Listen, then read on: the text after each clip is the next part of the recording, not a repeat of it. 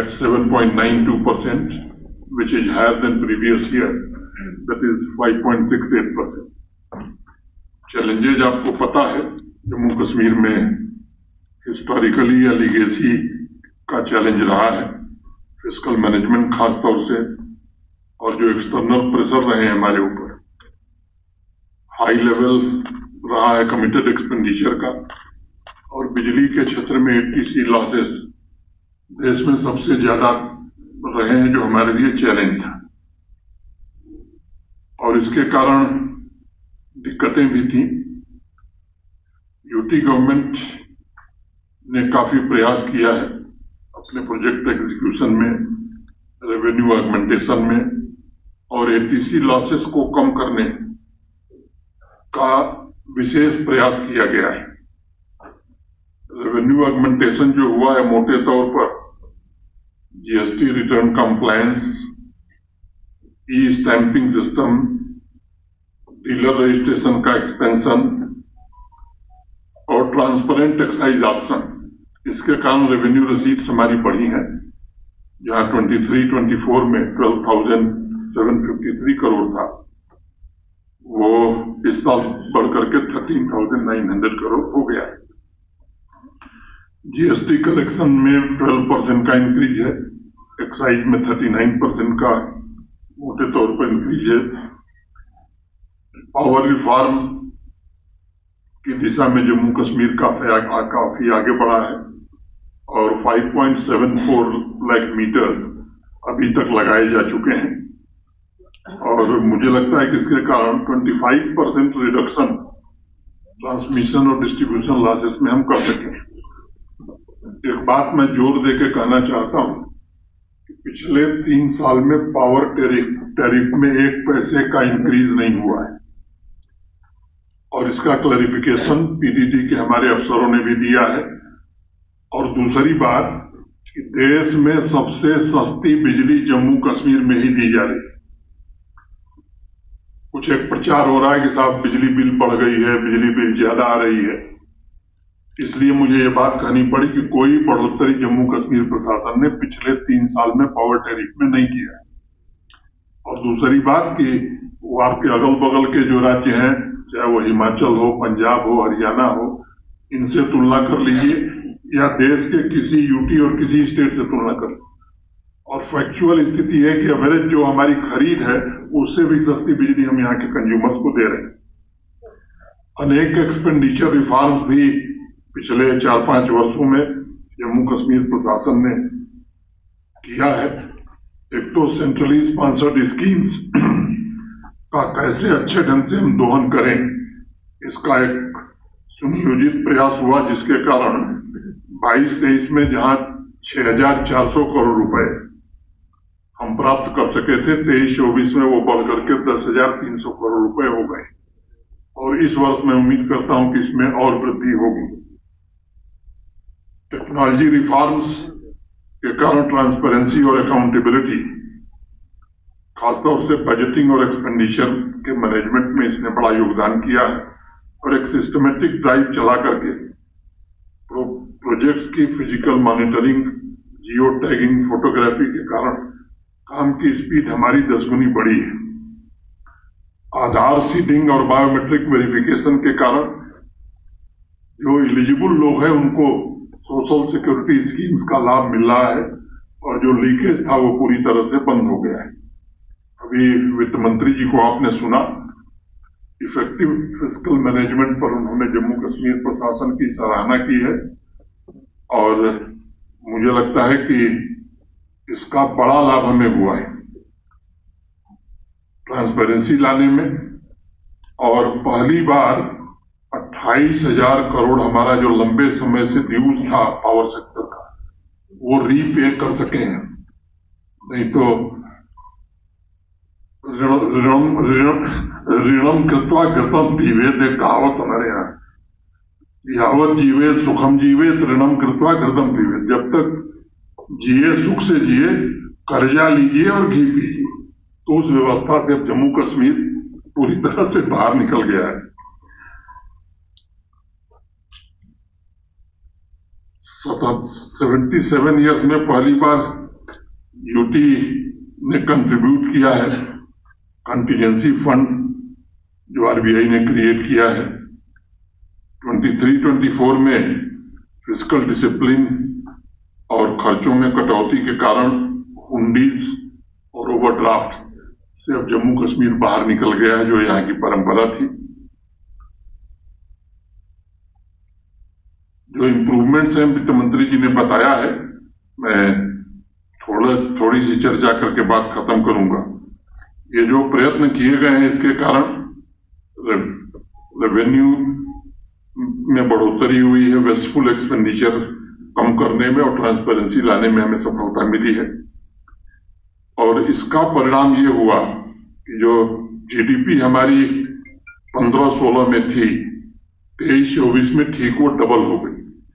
जहां 15-16 में हमारी जीडीपी जम्मू कश्मीर की 1.17 लाख करोड़ थी, वो 23-24 में 2.45 लाख करोड़ की हो गई है। और 24-25 में हम एक्सपेक्ट कर रहे हैं 2.63 लाख करोड़ की। तो ये डबलिंग द इकोनॉमी, ये बड़ा भारी अचीवमेंट मैं मानता हूं। चैलेंजेस हमारे पास बहुत थे, एक्सटर्नल चैलेंजेस थे। मैसिव फ्लड आ गया था जम्मू कश्मीर में, उस स्थिति से निपटना था। और पूरी, मैं कहूं कि दुनिया की सबसे बड़ी महामारी कोविड-19, इन सबके बावजूद इकोनॉमी को डबल करने में हमें सफलता मिली है। जम्मू कश्मीर बैंक एक जीता जागता उदाहरण है। और 2019 में जहां 1139 करोड़ के घाटे में था, वो 23-24 में 1700 करोड़ के मुनाफे में है। तो मैं समझता हूं कि टर्न अराउंड कैसे हुआ, ये इन प्रयासों का एक नतीजा है। जहां एनपीए 11% था, वो 5% से नीचे आ गया है। तो मैं समझता हूं कि ये प्रोफेशनल ढंग से, एफिशिएंट ढंग से काम करने और ट्रांसपेरेंटली काम करने के कारण ये जम्मू कश्मीर बैंक पे टर्न अराउंड हुआ है। अगर मैं बात करूं कि जम्मू कश्मीर बैंक का रोल भी अब बढ़ गया है, चाहे वो हमारी एचएडीपी की स्कीम हो, चाहे सेल्फ एम्प्लॉयमेंट की हमारी स्कीम हो, पहले की तुलना में अगर क्रेडिट देखेंगे आप, तो जम्मू कश्मीर के किसान हो, नौजवान हो, महिलाएं हैं या इंडस्ट्री है, इसको पहले से काफी ज्यादा जम्मू कश्मीर बैंक की ओर से फाइनेंस दिया जा रहा है। बावजूद इसके वो लाभ में है।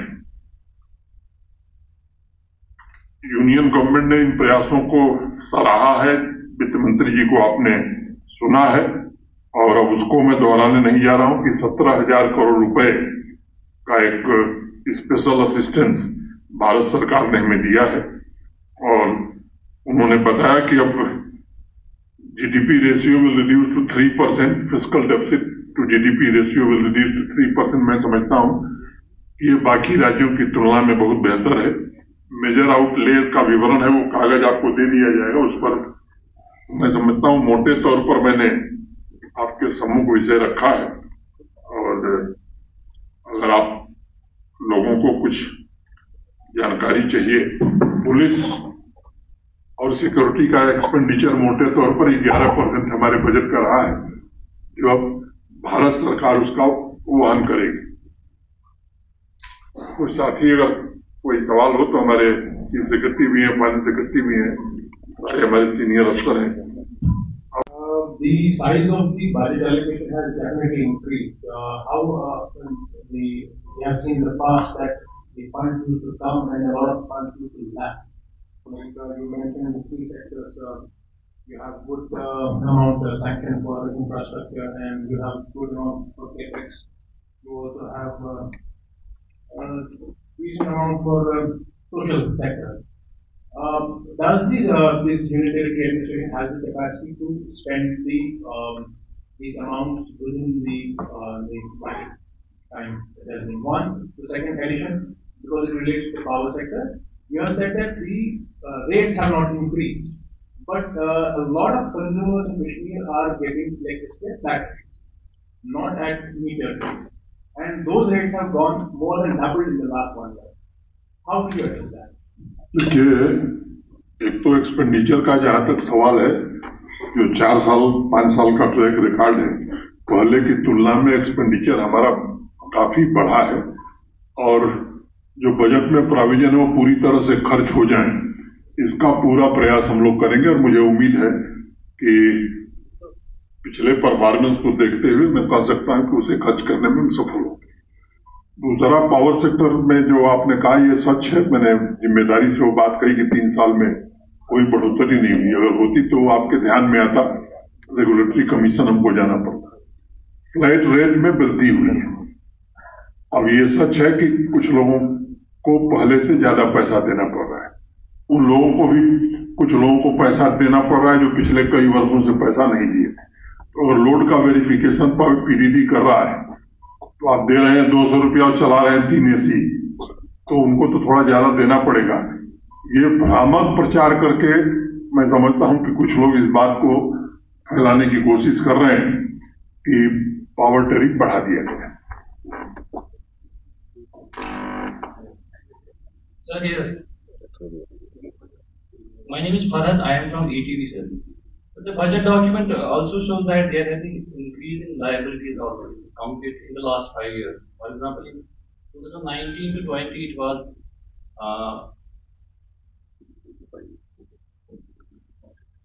83,570 crore, and today it is 112,797 crore.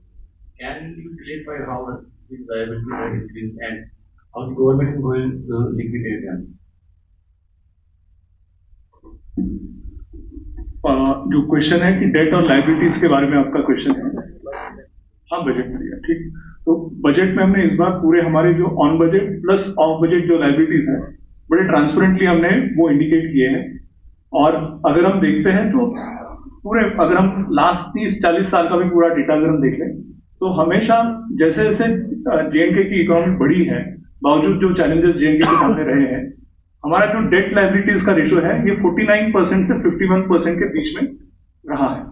इस साल भी जैसे हम देख रहे हैं कि GSDP हमारा 2.63 लाख करोड़ है, 2.63 लाख करोड़ GSDP है, और डेट जो आपका है वो 1.12 जो आप फिगर बता रहे हैं। तो हमारा वो रेशियो हमने मेंटेन करने की कोशिश की है। और इनफैक्ट अगर आप यूनियन बजट देखें तो उसमें भी यही अब वो उस ट्रेंड की तरफ जा रहे हैं कि सिर्फ फिस्कल डेफिसिट टारगेट ना करके डेट कितना हम मैनेज कर सकते हैं, उस तरफ देश भी आगे बढ़ रहा है। और पहला जो एक सवाल था पीटीआई का, तो उसमें कि CS अगर जो जीता जागता सबूत जो है कि आपकी कैपेसिटी है कि नहीं यूटिलाइजेशन की, सबसे जीता जागता सबूत है CSS का। CSS हमारे पास 110 CSS थे जो आप 6,300 करोड़ यूटिलाइज कर पा रहे थे, ले पा रहे थे गवर्नमेंट ऑफ इंडिया से। सभी डिपार्टमेंट्स ने बड़ी मेहनत करके अपना प्रोजेक्ट एग्जीक्यूशन एक्सपेडाइट किया, फास्ट एक्सपेडाइट किया, यूसीज सबमिट हुए गवर्नमेंट ऑफ इंडिया को, गवर्नमेंट ऑफ इंडिया के साथ फॉलो अप हुआ, जिसके बदौलत एक साल में 6,000 से बढ़ के 10,000 तक CSS का रिसीव बढ़ गया है। एक ही डिपार्टमेंट का मैं नाम लूंगा, जल शक्ति, जो डिपार्टमेंट 2018-19 में सिर्फ 5 लाख लोगों को पानी दे रहा था, वो आज करीब 16 लाख लोगों को पानी दे रहा है, फैमिलीज को पानी दे रहा है। डिपार्टमेंट की स्टाफिंग में वृद्धि नहीं हुई है, लेकिन एफिशिएंसी बढ़ी है।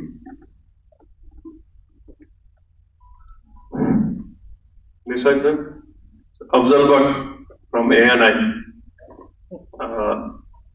तो मेरा एक सवाल है जो लोगों की तरफ से है, क्योंकि लोग हमें अक्सर पूछते हैं कि आप LG साहब से मिलते हैं, हायर अप से मिलते हैं, तो जब भी आपको मौका मिले आप हमारी तरफ से रिप्रेजेंटेटिव काम कर रहे हैं। जो एक इश्यू 2-3 साल से है, जो यहाँ एम्प्लॉइज का GP फंड है, इसमें एक कंप्लेंट है कि पहले जब जो भी कोई एम्प्लॉय इसके लिए अप्लाई करता था, घर में बच्चे की शादी है, हेल्थ इश्यूज होते थे, with in short period of time उसको सैंक्शन में आता था। लेकिन अब 6-6 महीने 8-8 महीने इसमें क्यों लगते हैं? क्या ये फाइनेंशियल प्रॉब्लम है, बजट के साथ रिलेटेड है?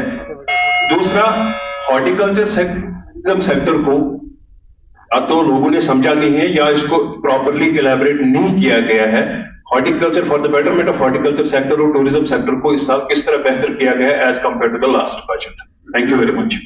एक तो मैं आपको बताता हूं कि 20 जुलाई तक GPF का जो भी बकाया था सबका क्लियर कर दिया गया है। तो जो बात आप कह रहे हैं ये इतिहास की बात हो गई। आज की तारीख में मैं कह रहा हूं कि 20 जुलाई तक जिन्होंने भी अप्लाई किया था जीपीएफ के लिए, उनके भुगतान कर दिए गए। आज हम लोग 12 अगस्त को मिले हैं, बाकी लोग भी जो अप्लाई करेंगे उन्हें समय से दिया जाएगा। हॉर्टिकल्चर का जहां तक सवाल है, तो कई अवसरों पर आप साक्षी रहे जब होलिस्टिक एग्रीकल्चर डेवलपमेंट प्लान यहाँ करीब करीब 14 महीना हो गया लॉन्च किए हुए, 14-15 महीना हो गया।